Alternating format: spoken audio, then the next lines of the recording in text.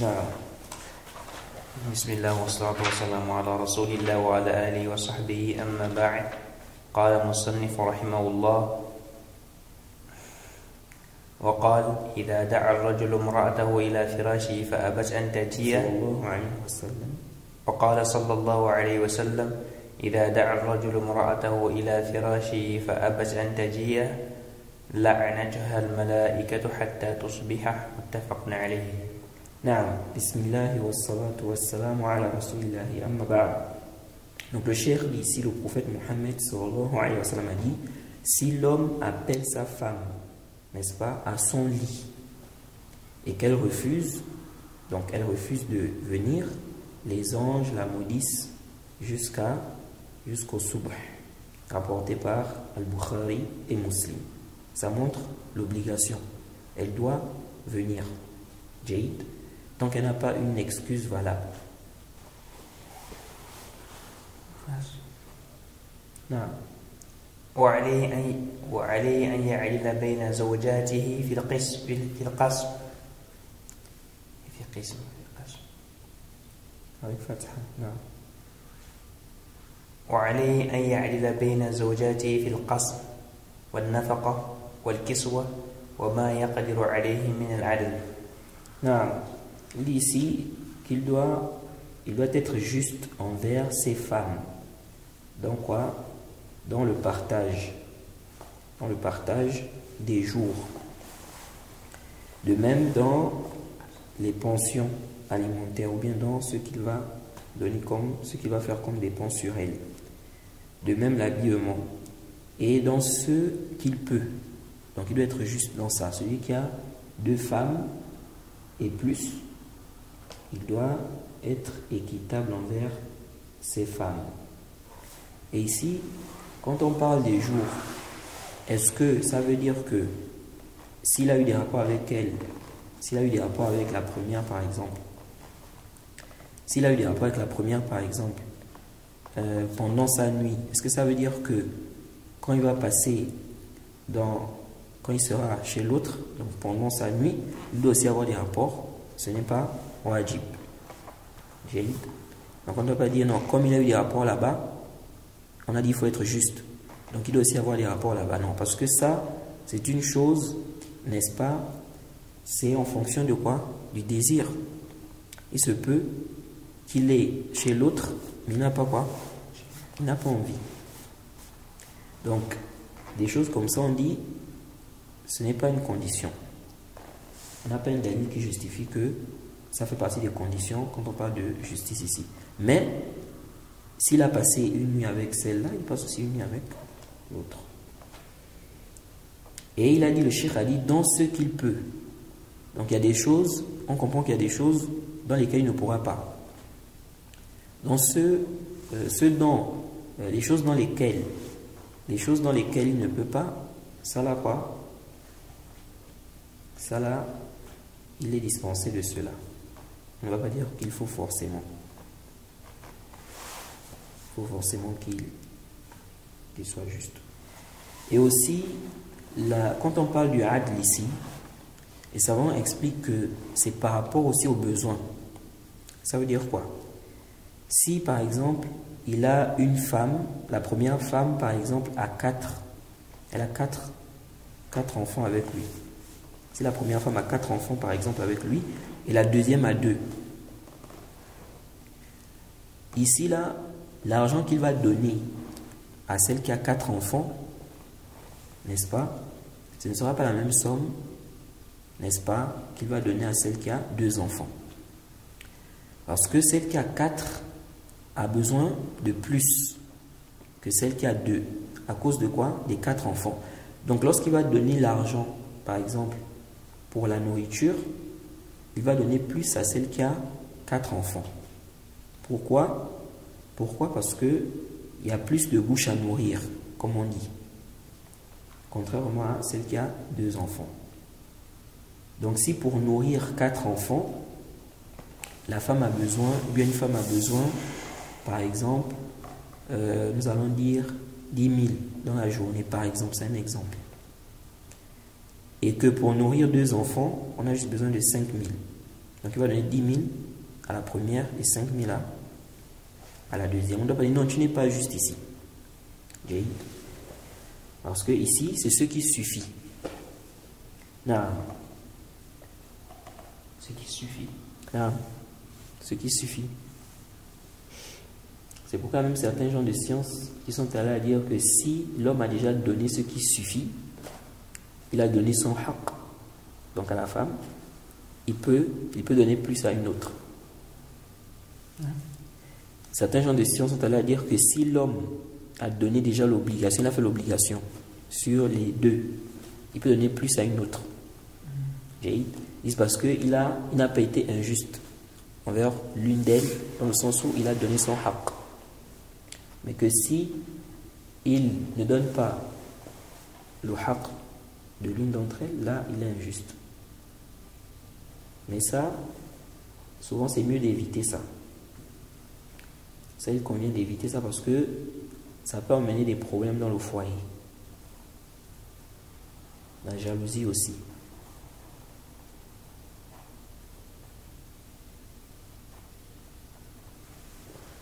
Non. وعن أنس من السنة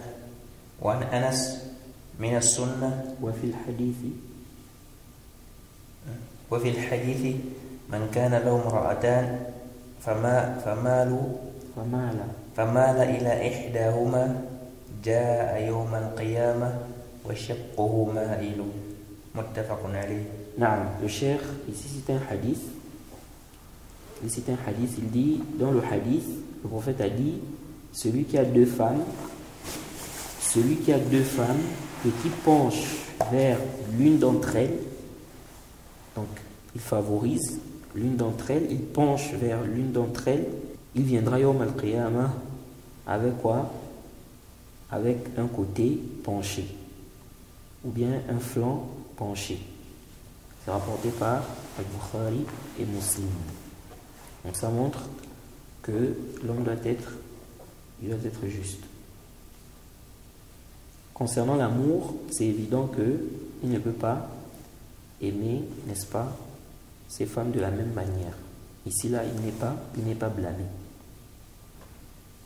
Comme Allah a dit, vous ne pouvez pas être juste entre vos femmes, même si vous en êtes soucieux. Ici, là, c'est, comme les savants ont expliqué, il s'agit de l'amour. Non. وعن أنس من السنة إذا تزوج الرجل البكر على الثيب أقام عندها 7 ثم قسم وإذا تزوج الثيب أقام عندها 3 ثم قسم متفق عليه. Non, il dit ici d'après Anas, il a dit fait partie de la sunna. Donc lorsque le compagnon dit fait partie de la sunna, ça veut dire quoi? Qu'il ramène cela, il fait remonter cela jusqu'au prophète. Fait partie de la sunna si l'homme épouse, n'est-ce pas, une vierge, sur celle qui n'est plus vierge, celle qui est non vierge. Donc il s'est marié avec une vierge et il avait déjà une femme, donc elle n'est plus vierge. Il dit ici, il va passer 7 jours avec elle. Après, il reprend le partage. Donc elle aura droit à 7 jours. Ensuite, il dit, et si il épouse celle qui est non vierge, il passe chez elle 3 jours. Puis il reprend quoi? Le partage. وقالت عائشة كان رسول الله صلى الله عليه وسلم إذا أراد سفرا أقرع بين نسائه فأيتهن خرج سهمها خرج بها متفق عليه. نعم. Aïcha dit, donc qui nous rapporte ici un hadith qui est rapporté par l'imam Bukhari et Muslim. Aïcha radiallahu anha dit, le prophète Mohammed, lorsqu'il voulait voyager, il faisait le tirage au sort entre ces femmes. Donc, il va voyager avec laquelle? Et donc, celle qui était tirée au sort voyageait avec lui. Donc, même le voyage, l'homme n'a pas le droit de prendre une femme comme ça, il dit qu'il voyage avec elle. Sauf si les autres sont d'accord, elles disent il peut partir avec elle. Sinon, il fait quoi? Il fait le tirage au sort. S'il peut partir avec toutes ces femmes, c'est bien. S'il ne peut pas, il fait quoi? Le tirage au sort. Et le tirage au sort est licite. Il y a des gens qui croient que c'est interdit ou bien que c'est le jeu de hasard. Non. Le tirage au sort est permis. Parmi les preuves, on a ce hadith-là. On a aussi le hadith sur la zane. Jaïd. Le prophète a dit que si les gens connaissaient ce qu'il y a dans la zane, ils devaient faire quoi? Ils devaient faire le tirage au sort. Pour voir qui va faire quoi? La zane. Donc c'est permis. Sauf que lorsqu'on met la mise, là ça devient haram. Lorsqu'on met la mise dans le tirage au sort, ça devient haram. C'est-à-dire qu'on te demande de donner de l'argent. Tu donnes de l'argent, tu donnes quelque chose, après on va faire un tirage au sort. Il se peut que tu gagnes, il se peut quoi? Que tu perdes. Ça c'est haram, ça rentre dans les jeux de hasard. Non. J'ai dit que Samoa là, ça veut dire quoi? Samoa. Samoa? Et Samoa. Saham, oui. Saham. C'est tiré au sort. Lastahamun. Tu as vu le hadith là, non? لو يعلم الناس ما في النداء والصف الأول لاستهموا. Le hadith que j'ai cité là, le prophète a dit si les gens savaient ce qu'il y a dans le premier rang et puis la zane, ils allaient faire quoi? Ils allaient faire le tirage au sort. C'est Muradif Aqra. Oui. Le Sam, à la base, c'est quoi? C'est comme on va dire la flèche. Mais ce qui est visé ici, c'est quoi? Ce qui est visé ici, c'est le tirage au sort. وإن أسقطت المرأة حقها من القسم من القسم أو من النفقة أو الكسوة بإذن الزوج جاز ذلك. Donc le cheikh dit, si la femme, n'est-ce pas, délaisse son droit dans le partage. Donc par exemple, elle a droit à 2 nuits. Elle délaisse cela à l'autre femme ou bien aux autres. Elle délaisse cela à l'autre femme. Ou bien il dit ce qu'on lui donne comme pension, comme somme. Donc les dépenses que l'homme fait sur, les dépenses qu'il fait sur elle. Ou bien l'habillement. Si c'est avec la permission du mari, il dit c'est permis. Donc il se peut qu'elle soit par exemple malade. Elle dit bon moi, comme je suis malade aussi, bon je laisse mes jours à telle. Parmi les femmes de son mari ou bien si son mari il a 2 femmes, donc elle laisse ça à l'autre. La preuve de cela, il dit Naam. وقد وهبت سودة بنت زمعة يومها لعائشة فكان النبي صلى الله عليه وسلم يقسم لعائشة يومها فكان النبي صلى الله عليه وسلم يقسم لعائشة يومها ويوم سودة متفق عليه. نعم. Le cheikh cite un hadith qui est dans Bukhari et Muslim. Il dit que Sauda bint Zama'a a donné son jour à Aïcha. Et il est dit ici que le prophète faisait quoi? Il accordait à Aïcha ses jours et les jours de Sauda. Donc ça montre que c'est permis. La femme peut laisser ses jours à l'autre femme. نعم. وإن خاف نشوز امرأته وظهرت منها قرائن معصيته وإن خاف النشوز. Ici là, quand on a parlé du haqq, l'homme ne doit pas, parce qu'il y a des hommes, lorsque la femme a des biens, la femme est riche par exemple, elle a de l'argent, ou bien elle travaille, il ne veut pas dépenser. Il dit non, elle travaille. Donc, quand elle demande son haq, il ne donne pas. Donc l'habillement ou bien la subsistance, il dit quoi? Tu travailles. Ça c'est quoi? Ça, ce n'est pas légiféré. Même si la femme travaille, tu dois donner son haq. Parce que c'est son droit ici là. La législation, on a pas un délit qui mentionne que si elle travaille, c'est bon. Les textes ont montré, comme on a vu dans le Sahih Muslim, le fait a dit que parmi les droits qu'elles ont sur nous, donc les femmes, c'est quoi? De les nourrir et les vêtir. Donc, si elle a besoin de s'habiller, tu dois payer. Elle veut manger, tu dois payer. Et elle aussi, elle a ses devoirs, n'est-ce pas? Comme on l'a vu. Maintenant, tu ne dois pas dire non, tu travailles. Non. Donc, ça veut dire qu'elle peut travailler, elle prend son argent, elle donne ça à ses parents. Il n'y a aucun problème dans ça. L'homme ne doit pas dire non, tu travailles, tu es là pour donner ton argent à tes parents et tout ça. Mais oui, c'est toi, à la base, tu dois t'occuper d'elle. Ça, c'est le asl. Donc maintenant, si elle travaille, si c'est un travail licite, elle fait un travail licite et que ça ne dérange pas, ça ne te dérange pas, ça ne cause pas de problème dans le foyer, l'argent qu'elle gagne là, elle peut dépenser ça en donnant ça à ses parents. Non.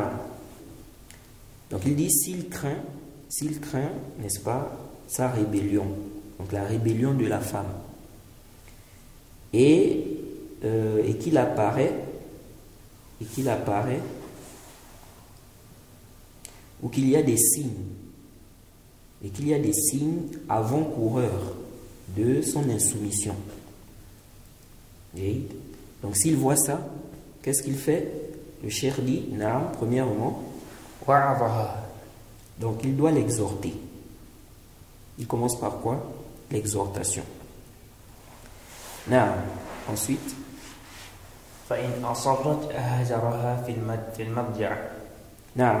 il dit si elle persiste malgré l'exhortation, donc elle se rébelle, elle n'écoute pas, elle désobéit. Ici, le cheikh dit si elle persiste, il la boycotte au lit. Il la boycotte au lit. Comment il va la boycotter au lit? Soit il ne dort pas dans la même chambre qu'elle, ou bien il dort dans la même chambre, mais pas sur le lit. Pas sur le lit avec elle. Donc il peut par exemple avoir un lit à côté, ou bien il met un matelas à côté. Donc ça c'est la deuxième façon. Troisième façon, il dort avec elle sur le lit, mais il tourne le dos. Il tourne le dos. Il y a un hadith où le prophète a dit de ne faire le hajr que dans la maison. La tahjur illa fil bayt.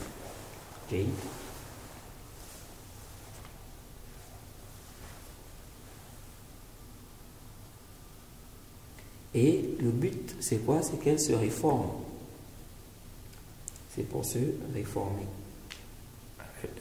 Elle lui adresse des paroles. Elle lui parle.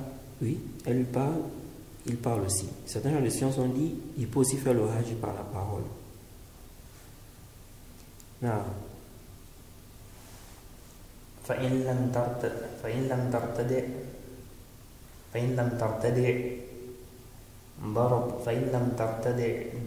ترتدع ضربها لا فإن لم ترتدع ضربها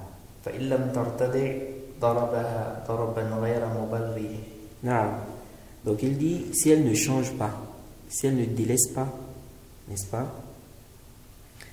cette insoumission, cette rébellion, ce qu'ils voient en elle là, il dit il la frappe, mais sans la blesser.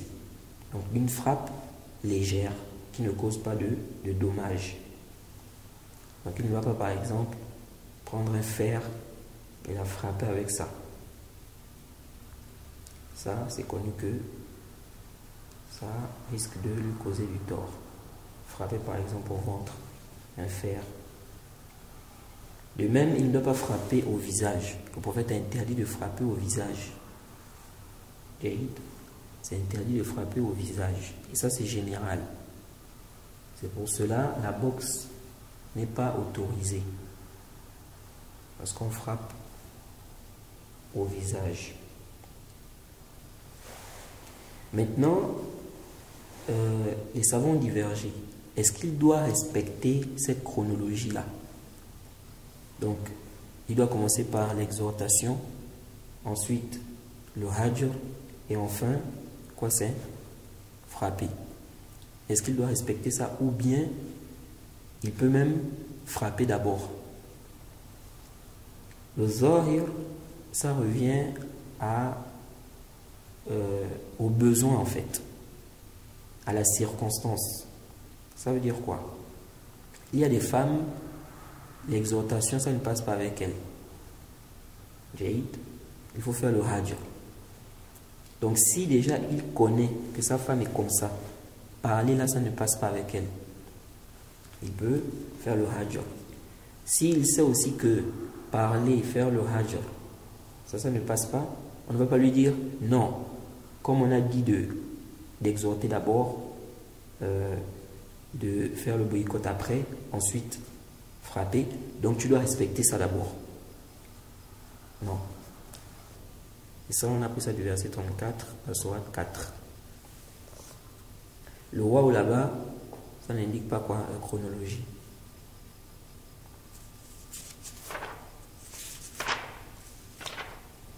نعم. ويمنع من ذلك إن كان مانعا لحقها. نعم. Donc, on doit empêcher l'homme de faire cela, donc la frapper, faire ces choses-là, si il ne respecte pas ses droits. Donc, c'est lui qui ne respecte pas ses droits. Donc, il n'a pas le droit de frapper la femme, de faire ce qu'on a dit là, alors que c'est lui qui ne respecte pas ses droits.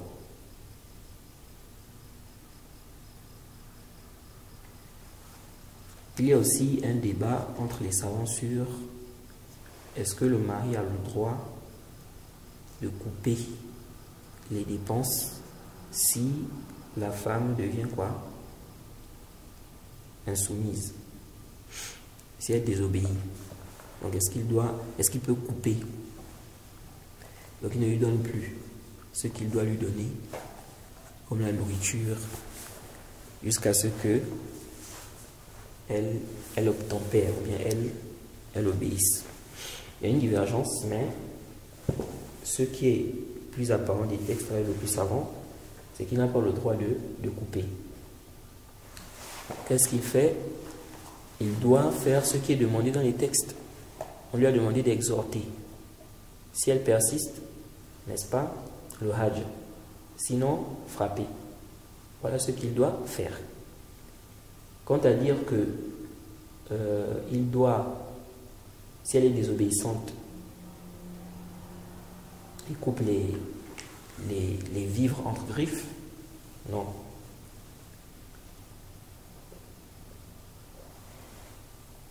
Si elle ne vient pas au lit, il ne lui donne plus rien. Non. Donc, ce n'est pas parce qu'elle ne respecte pas, n'est-ce pas, son devoir ou bien ses devoirs que lui aussi, il doit faire quoi? Il doit faillir à ses devoirs, il ne doit pas respecter ses devoirs. Il doit utiliser ce qui est légiféré. Et si la situation est arrivée à un stade où ça devient insupportable, où ça devient insupportable de rester avec la femme là parce que elle est désobéissante, elle parle mal, elle insulte, elle ne respecte pas le mari, elle n'écoute pas ce que le mari lui demande de faire, elle ne fait pas. Et il a utilisé les moyens légiférés pour qu'elle change, rien, il a le droit de la divorcer.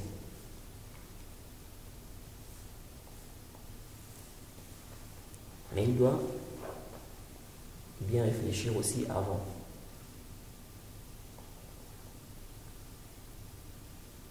Parce que beaucoup divorcent comme ça et après ils regrettent. Ah.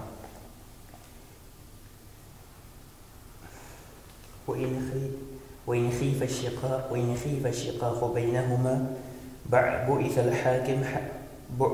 الحاكم حكما من أهله وحكما من أهلها يعرفان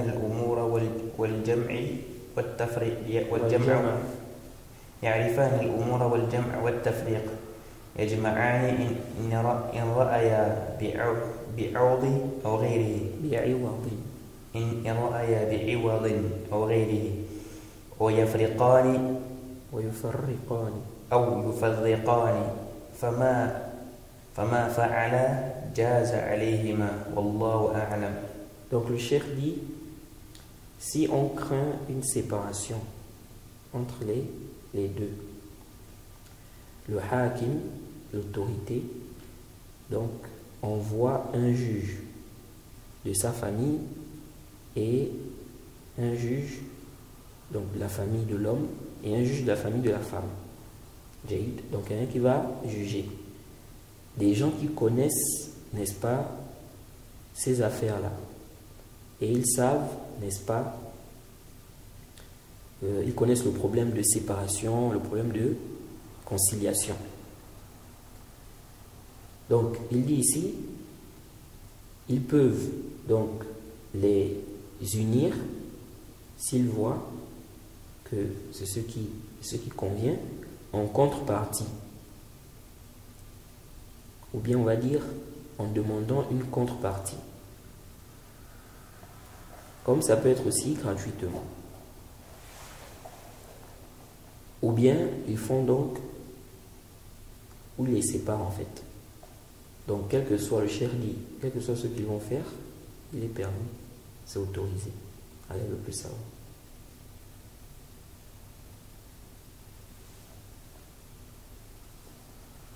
Donc souvent, lorsqu'il y a des problèmes dans le couple, la première chose, ce n'est pas le divorce. Et vraiment, moi je conseille beaucoup les frères de beaucoup patienter et de réfléchir avant de se lancer dans le divorce. Parce que beaucoup se sont lancés dans le divorce, ils ont regretté et se sont mis dans des complications. Pourquoi? Parce que dès qu'il y a la colère un peu, voilà, on ne veut plus, on divorce. Et après avoir bien réfléchi, n'est-ce pas, on se rend compte que non, c'était une erreur. Donc il faut patienter. Et moi je dis souvent aux frères que s'il faut vraiment, si vraiment la personne est arrivée à un stade où vraiment il faut, ou bien elle veut vraiment divorcer, elle a envie de divorcer, s'il faut faire quelque chose, elle peut demander à sa femme d'aller d'abord chez ses parents, sans intention de quoi? De divorcer. Sans intention de divorcer, peut-être ça peut permettre de mieux réfléchir. Et ça, c'est connu que ce n'est pas un divorce. L'homme qui dit à sa femme, va chez tes parents, il n'a pas l'intention de divorcer, ce n'est pas un divorce. Donc, va chez tes parents, ce n'est pas un terme qui est clair pour le divorce, comme on va le voir. Donc, l'homme peut, s'il est vraiment trop dépassé, et c'est le conseil que je donne souvent aux frères, s'il est trop dépassé à un stade, pourquoi ne pas dire à la femme, va chez tes parents? Et après, maintenant, réfléchir. Mais il y a des gens, directement, il va prononcer le divorce. Après, ça devient compliqué. Il demande comment il faut faire, comme ça, je veux revenir avec madame, tout ça.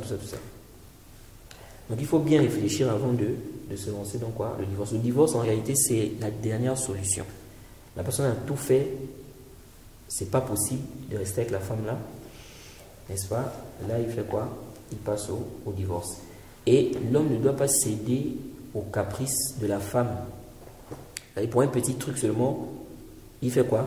Il divorce. Parce que les femmes, elles sont en général impulsives. C'est-à-dire un petit problème, elle peut aggraver ça, c'est-à-dire considérer ça comme si c'était grand et demander le divorce.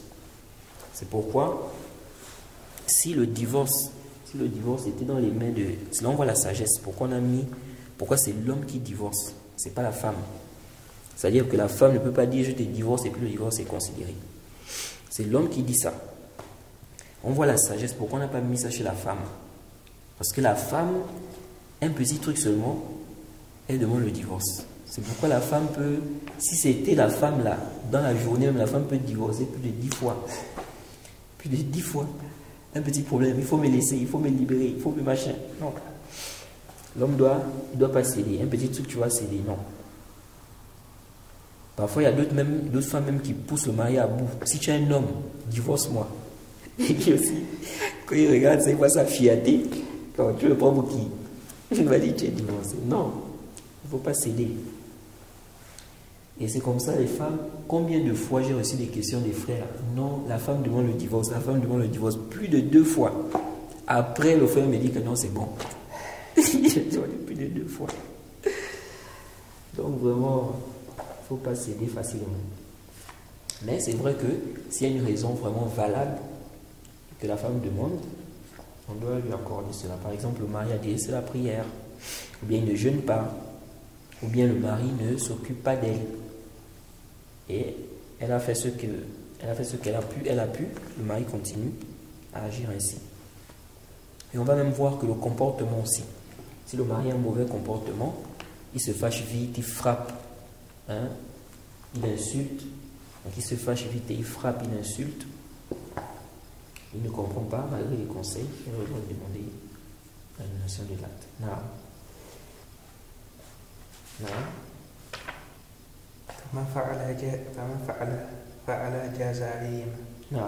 C'est-à-dire ceux qui vont faire soit la séparation ou bien la conciliation, oui, c'est permis.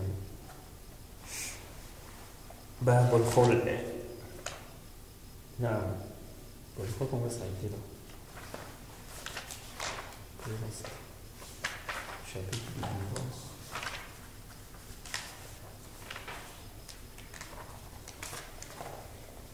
Non. Une question.